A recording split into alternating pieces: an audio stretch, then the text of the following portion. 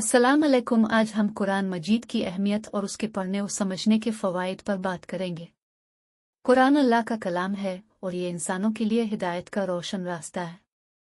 इसमें हर पहलू से रहनुमाई मौजूद है, चाहे वो ज़िंदगी का कोई पहलू हो या रूहानियत का। कुरान को पढ़ना और समझना हमारी ज़िंदगियों में बहुत बड़ी तब्दीली ला सकता है। कुरान इंसानों को ज़िंदगी गुजारने की सही समत दिखाता है। इसमें अखलाकी उसूल, समाजी हिदायत और रूहानी रहनुमाई फराहम की गई है।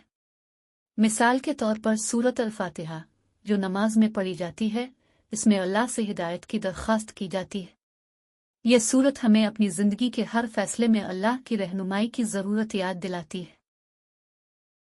हदीस में आता है कि कुरान की तिलावत करने वाले को दुनिया और आखिरत में बेशुमार इनामात मिलेंगे।